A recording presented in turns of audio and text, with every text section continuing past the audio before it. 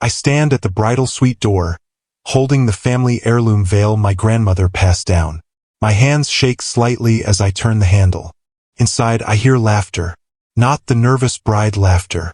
Something else. Something that makes my stomach drop. I push the door open and freeze. My daughter Emma is laughing with him. Richard, my ex-wife's new husband. She's adjusting his tie while my ex-wife Claire watches from the corner. That familiar smirk on her face. The same smirk she wore when she served me divorce papers 3 years ago. Emma sees me. Her laughter stops, but her face doesn't soften. Instead, her eyes turn cold. She glances at Richard, then back at me. "Dad," she says, her voice flat. Richard's walking me down the aisle. "You can sit anywhere you want." The veil slips from my fingers. I hear it hit the floor, but I can't look down. My chest tightens like someone's wrapped steel bands around my ribs. I try to speak, but nothing comes out. Claire whispers something to Emma. I catch the words. "He actually thinks he's still needed." They laugh. Not loudly, just enough for me to hear. Enough to know it's intentional. I stand there, invisible, while they turn back to their preparations. That's when I decide something changes today. My name is Daniel. For 43 years, I've been the steady one. The reliable one. The one who fixed broken faucets at midnight and drove through snowstorms to pick up Emma from college. The one who paid for piano lessons, college tuition, and yes, this wedding. I'm standing in the hallway now, letting the noise from the bridal suite fade. My daughter just replaced me with a man she's known for 3 years. A man who wasn't there for her first steps, her first day of school, her first heartbreak. I think about all those moments. The time Emma fell off her bike and cried in my arms for an hour. The night before her SATs when I stayed up helping her study. The weekends we spent building that treehouse in the backyard. The one Claire made me tear down after the divorce because it reminded her of me. They've rewritten my story. In their version, I'm forgettable, replaceable. A man who can be pushed to the side while someone else takes the moments that should be mine. But they're wrong. They think they've won. They have no idea what's coming. I slip out of the reception before the toasts. Nobody notices. Why would they? I'm just Daniel, the invisible father. The ATM machine who funds everything and gets nothing in return. My car is parked at the far end of the lot. I walk slowly, letting the cold air fill my lungs. Behind me, I hear music and laughter. They're celebrating without me. They probably haven't even noticed I'm gone. I sit in my car for 20 minutes before starting the engine. My hands grip the steering wheel so tight my knuckles turn white. My heart pounds against my ribs like it's trying to escape. But my mind is clear. Clearer than it's been in years. I think about the moment Emma told me Richard would walk her down the aisle. The casual way she said it. Like she was telling me she changed her coffee order. No emotion. No apology. Just a statement of fact. If they think I'll beg or cry or make a scene, they're wrong. If they think I'll fade away quietly, they're even more wrong. I start the car and drive home, already planning my first move. My living room is exactly how I left it this morning. Empty coffee cup on the table. Newspaper folded by the couch. Everything normal. Everything quiet. But I'm different now. Something shifted in that bridal suite. I sit down and look at the photos on my wall. Emma at 6 years old, missing her front teeth. Emma at 13 holding her first place science fair trophy. Emma at 18 in her graduation gown hugging me tight. In every photo I'm there, present, important. When did that change? I try to pinpoint the exact moment, but it's like trying to grab smoke. It wasn't one event. It was 1,000 small cuts. Claire moving Richard into our old house 6 months after the divorce. Emma calling him by his first name but saying, "my stepdad" in conversations. The way Claire stopped inviting me to family dinners but expected me to send the check.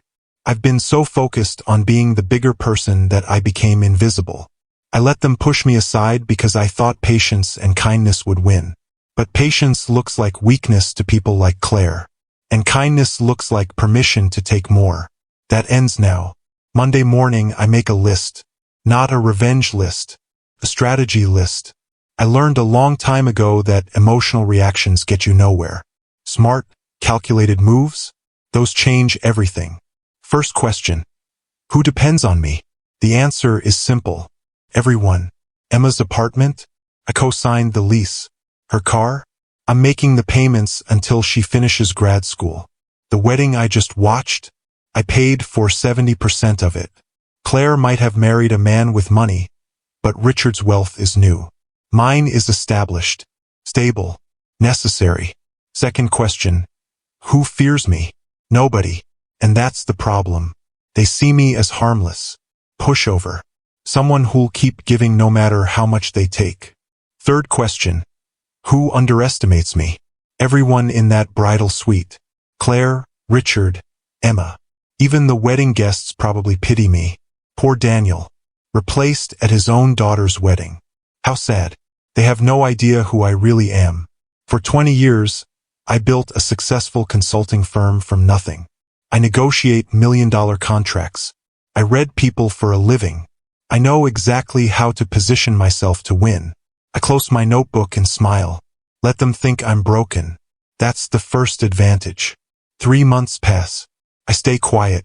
No angry calls. No desperate texts. I send Emma a simple congratulations card for her wedding. I deposit money in her account like always. I exist on the periphery, exactly where they pushed me. Then the invitation comes. Dinner at Claire's house. The message from Emma is short. We thought you'd want to see how happy I am. I read it 3 times. The word "we" stands out. Not "I thought." We thought. Claire's fingerprints are all over this. She's gloating. She wants to parade her victory in front of me. Show me her perfect new family while I sit there. The forgotten first husband. The replaced father. I text back immediately. Of course. I'll be there. Emma probably expects me to decline. Claire definitely expects me to make excuses. But I learned something in business. Sometimes you walk into the trap on purpose. Because when they think they've caught you, they get careless. They show their hand. And that's when you make your real move. I mark the date on my calendar. 2 weeks from now. That gives me plenty of time to prepare. The dinner is exactly what I expected. Claire's house looks different now. Richard's money shows in the new furniture, the expensive art on the walls, the wine that probably costs more than my monthly car payment. Everything screams, look what I have now. I arrive exactly on time. Not early, not late. I bring a bottle of wine and a smile. Emma hugs me at the door, but it's the kind of hug you give distant relatives. Quick, polite, empty. Richard shakes my hand. His grip is firm, challenging. Daniel, he says, good to see you. Richard, I reply. My grip matches his exactly. Not weaker, not stronger, equal. I see surprise flash in his eyes for just a second. Dinner is strained at first. Claire keeps steering conversations toward Richard's success. His new business venture. His connections. His plans. I don't interrupt. I just listen and nod. I ask thoughtful questions. I compliment the food. I exist on my terms, calm, collected, present. And something interesting happens. Emma starts directing questions at me. About my work. About my thoughts on her grad school program.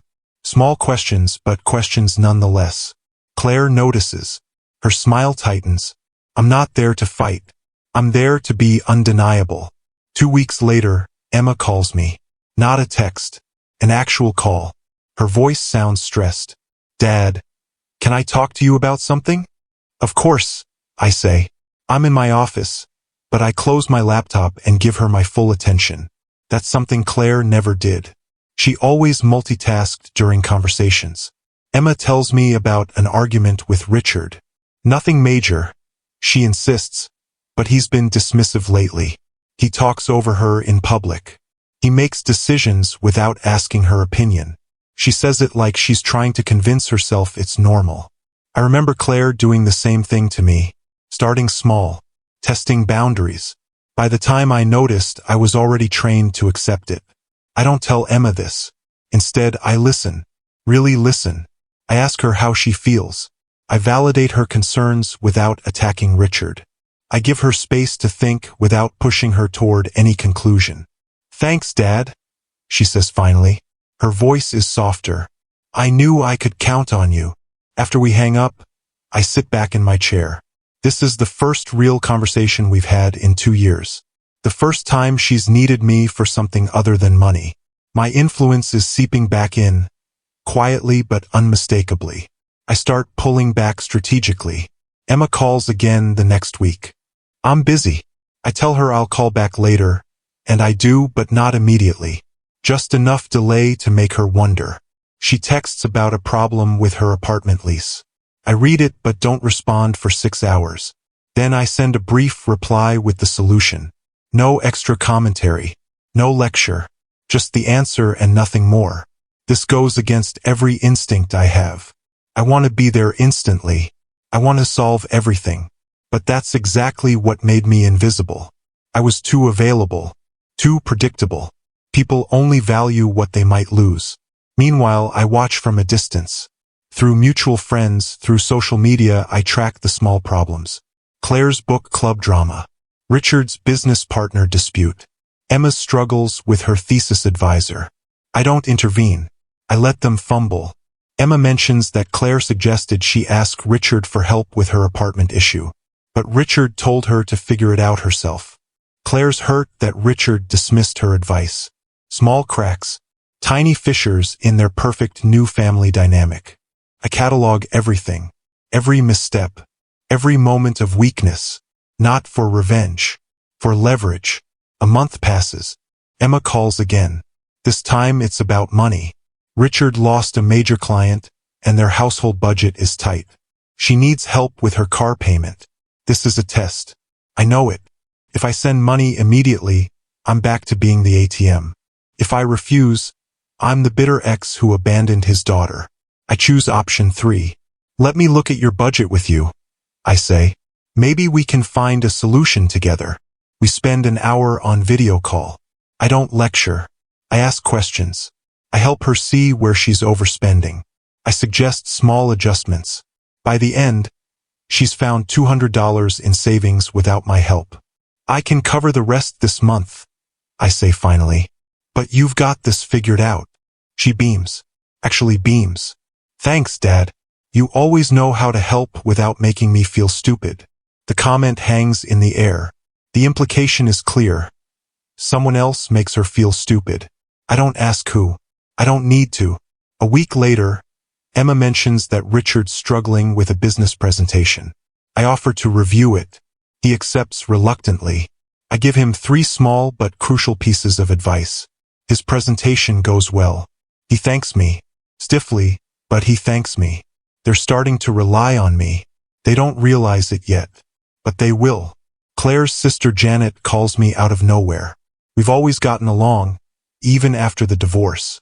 Daniel, she says, I need to tell you something. She explains that Claire's been complaining about Richard. He's not as attentive as she expected. He works long hours. He doesn't help with household tasks. She misses feeling like a priority. She actually said she misses how you used to plan date nights. Janet says, then pauses. She doesn't know I'm telling you this. I thank Janet for the information. After we hang up, I process this. Claire built her entire narrative on me being inadequate. She left me for Richard because he was successful, charming, present. Now reality is setting in. Richard is human, flawed, and in some ways worse than what she had with me. The first real crack in their arrogance appears. I smile, not because I want Claire to suffer, but because her certainty is wavering, and uncertainty makes people vulnerable. I start accepting more social invitations. Emma's grad school events, family gatherings. I show up calm, confident, helpful. I don't avoid Claire and Richard. I engage with them pleasantly. I compliment Richard's tie. I ask Claire about her garden. This confuses them. They expected bitter Daniel, angry Daniel. Instead, they get composed, friendly Daniel. The Daniel who has moved on. At a family barbecue, I watch who gravitates toward me. Emma's uncle asks my advice about refinancing his house. Claire's mother wants to know about a medical issue I experienced last year. Emma's cousin needs career guidance. I help each person thoughtfully. I don't keep score. I don't announce my assistance. I just do it. And people notice. Richard watches from across the yard. He's talking to Claire, but his eyes are on me. I catch his gaze and nod politely. He nods back, but his expression is uneasy. Emma notices too. She comes over and loops her arm through mine. "Everyone loves you," she says softly. It sounds like an observation, but it feels like a realization. These discoveries will shape what comes next. Emma shows up at my house on a Saturday morning. No warning, just a knock on my door. She looks tired. Her eyes are red. "Can we talk?" she asks. I make coffee. We sit on my back porch, the same porch where we used to have breakfast every Sunday before the divorce. She's quiet for a long time, just staring at her cup. "I feel unheard," she finally says. Her voice cracks. "Richard doesn't listen. Mom just tells me I'm being sensitive." I feel like I'm screaming into a void. I don't jump in with solutions. I just listen. I let her talk. She tells me about feeling dismissed, about making herself smaller to avoid conflict, about missing the way things used to be. "I know the divorce was hard," she says, "and I know I blamed you for a lot of it. Mom made it seem like you gave up on us." I could defend myself. I could tell her the truth about why Claire left. But that's not what Emma needs right now. She needs to feel heard. "I'm here now," I say simply. "Whenever you need me." She hugs me, a real hug this time, the kind that lasts. When she pulls back, her eyes are wet. "I'm sorry," she whispers. I smile. Nothing to be sorry for. After she leaves, I sit on the porch for another hour. My ex-wife's smile will falter when she realizes Emma is coming back to me. I think about the wedding often, the veil on the floor, Claire's whispered insult, Emma's cold eyes. That emotional wound still aches, but I don't let it control me. Instead, I let it fuel me, not for revenge, for strategy. Every time I feel angry, I channel it into composure. Every time I want to lash out, I choose silence. Every time they expect me to break, I show up stronger. Claire notices the change. At a family dinner, she tries to bait me. She mentions how Richard handled a situation I would have messed up. I don't take the bait. I just smile and say, "Richard seems very capable." The compliment throws her off. She expected defensiveness. Instead, I gave her nothing to fight against. Richard sees it too. He started asking my opinion on things. Small things at first. A recommendation for a contractor. Thoughts on a potential investment. I give honest, helpful answers. No games. No hidden agenda. This confuses him. He wants me to be an enemy. That would be easier. But I refuse to play that role. Instead, I'm becoming necessary, indispensable, and that's far more powerful than being an adversary. The family's arrogance blinded them to my growing influence. But the blindfold is starting to slip. Claire's hosting a birthday party for her mother. I'm invited. I almost decline, but then I remember, show up, be present. Be undeniable. The party is at a local restaurant. Expensive, elegant, very Claire. I arrive with flowers for her mother and a card with a heartfelt message. Her mother hugs me tightly. "Daniel," she says warmly, "it's been too long." During dinner, Claire starts telling a story about a financial decision she made. She's proud, boasting about how she handled it. But I notice immediately, she made a critical error. Her investment advisor gave her bad information. I wait until she finishes. Then I speak quietly. "Claire, did your advisor mention the tax implications?" She blinks. "What tax implications?" I explain, keeping my tone gentle, educational. By the end, the table is silent. Claire's face is pale. She just realized she's about to owe thousands more than she planned. "I can give you my tax attorney's number," I offer.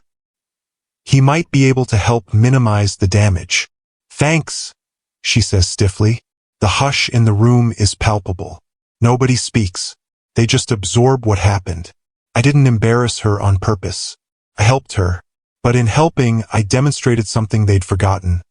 I know what I'm doing. I'm competent, capable, necessary. I don't gloat. I just exist. And that's enough. Over the next few months, a pattern emerges. Family decisions go smoother when I'm involved. Emma starts including me in planning conversations. Claire's mother asks if I'll help her navigate Medicare options. Even Richard seeks my advice on a contract dispute. I don't push my way into these situations. They invite me, and each invitation is a small victory. Emma and I have lunch every 2 weeks now.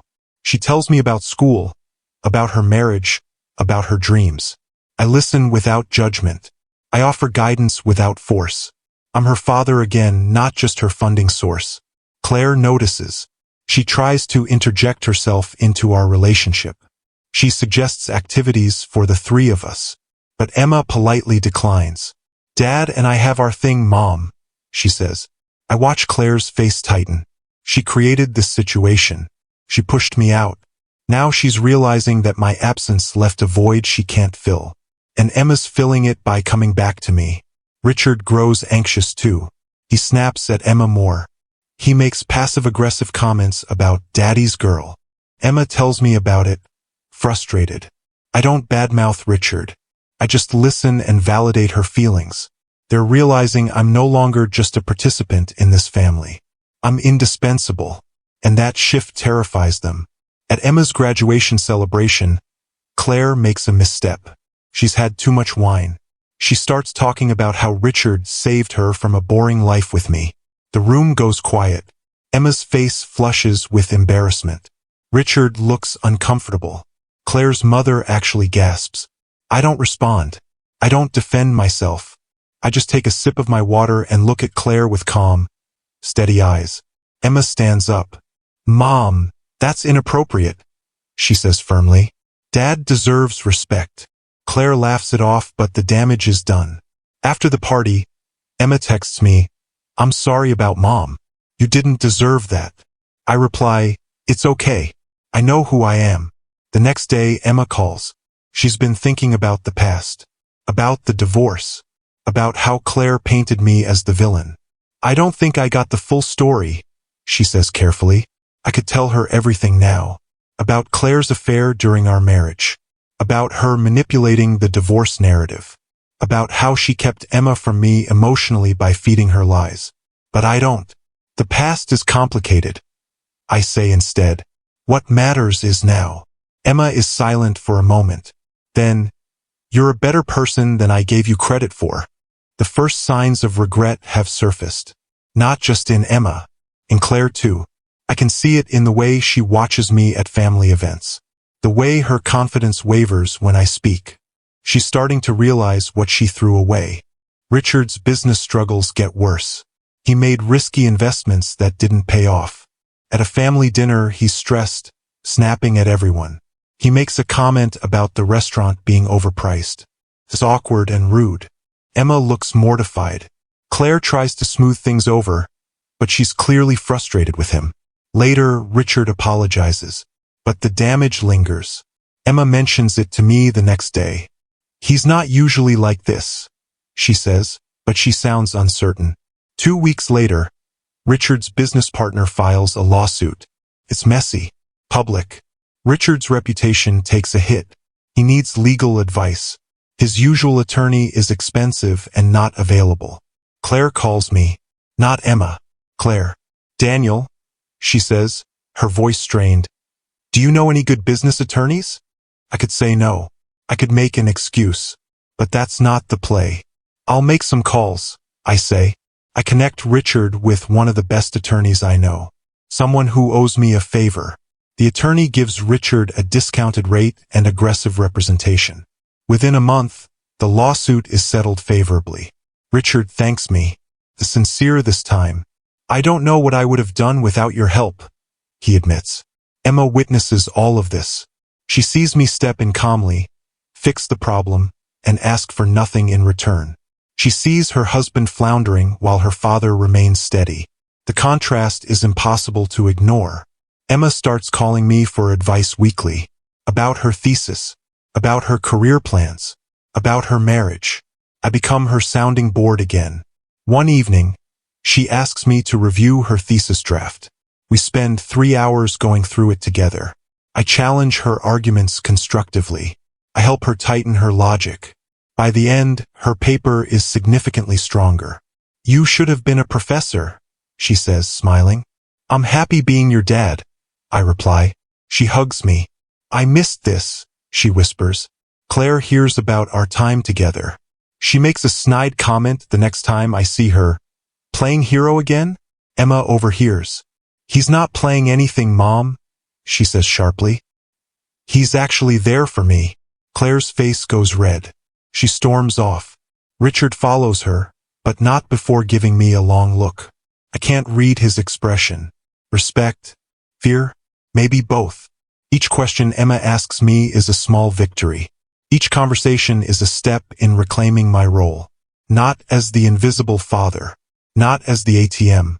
But as the person she needs. The person she can rely on. The person she respects. Their dependency on me grows with each passing week. And they're starting to notice. Richard makes another business mistake. He ignores a contract clause that ends up costing him significantly. Emma tells me about it, frustrated. "I told him to read it carefully," she says. "He didn't listen. I could intervene immediately. I could call Richard and offer help. But I don't. I let the mistake escalate. I let him flounder. I let Claire try to fix it and fail. 3 days later, Richard calls me directly. "Daniel, I need your help," he says. His pride is clearly wounded. Asking me for help hurts him. But he's desperate. I meet him at a coffee shop.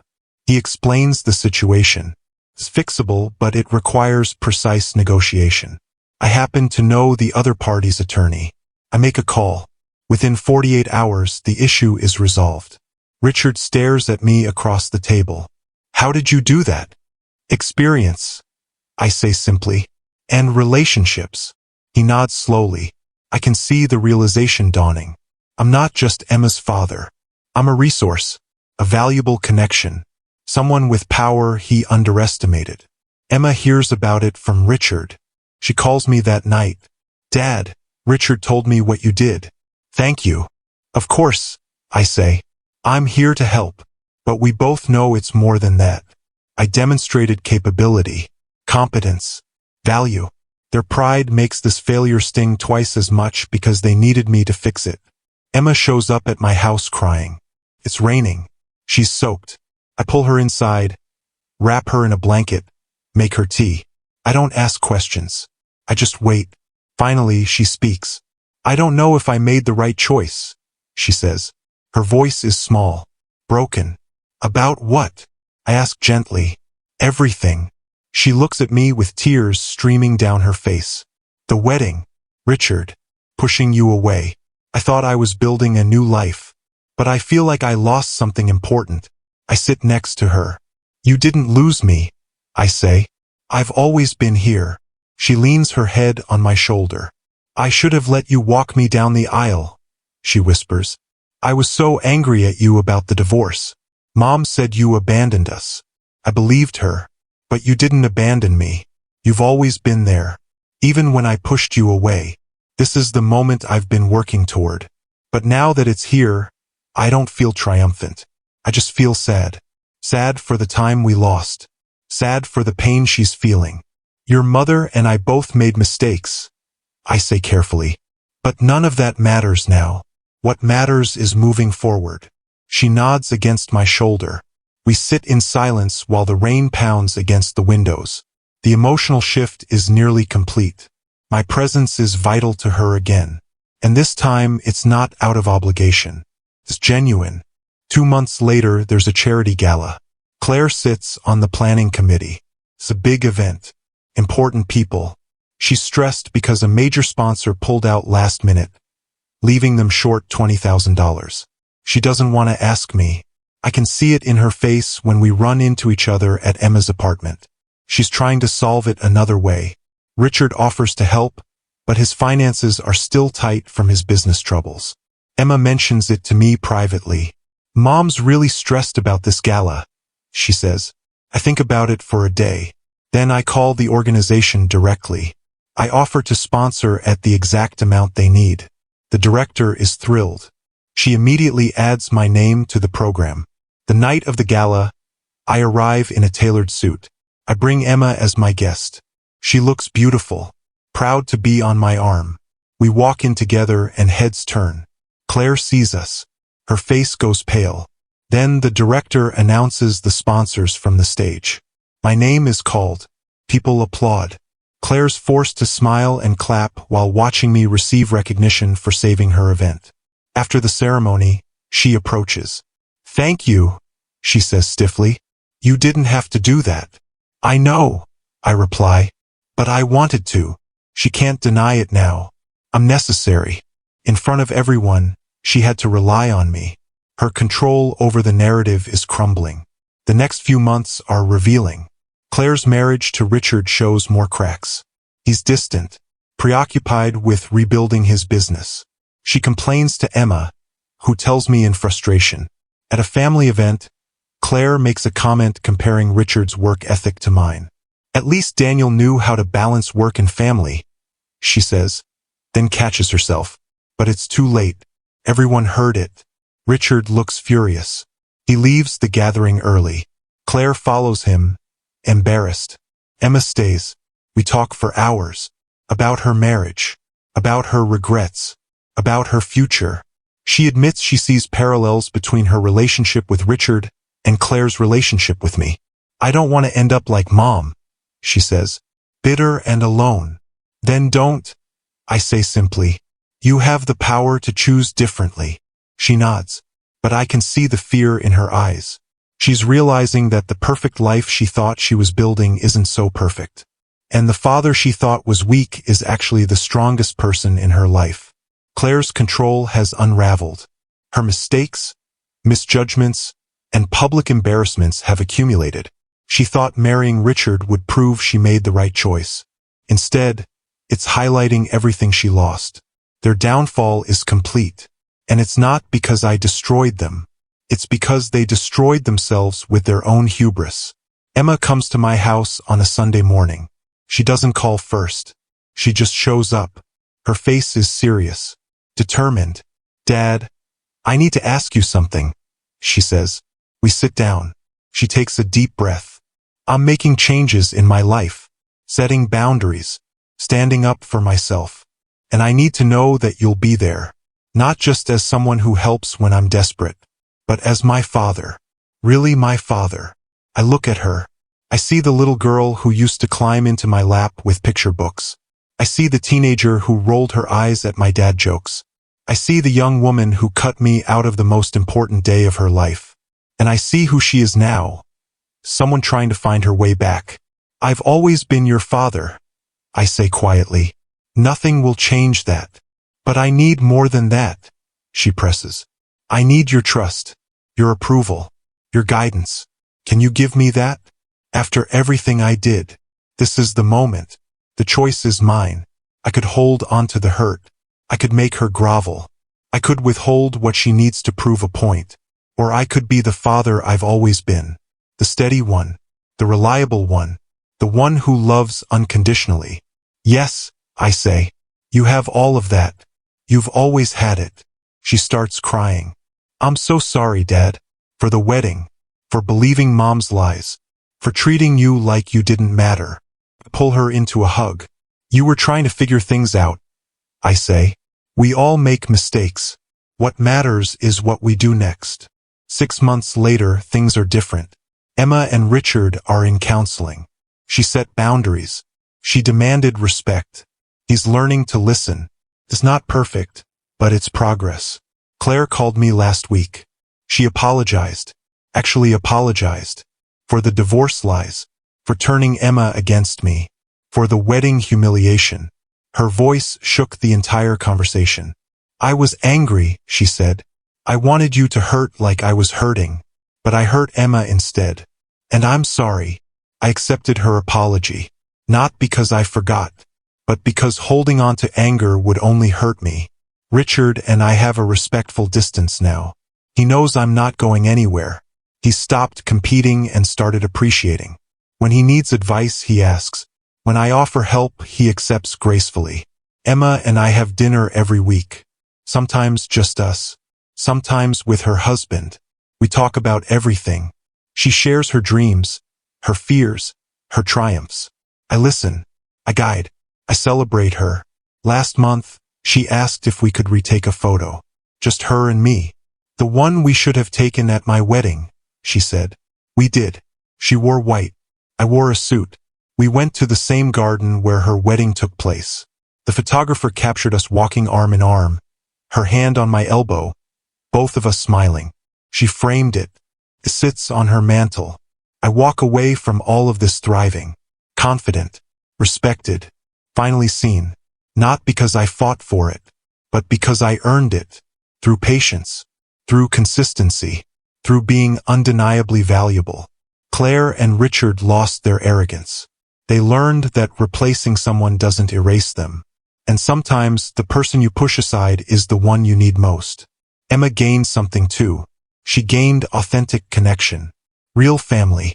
The kind that doesn't perform for social media or exist to prove a point. The kind that just is. And me? I gained my daughter back. Not as an idea. Not as an obligation. But as a relationship. Real, honest, and finally on solid ground. They thought they replaced me. But you can't replace foundation. You can only build on it or watch everything crumble. I chose to be foundation. And now everything's exactly where it should be.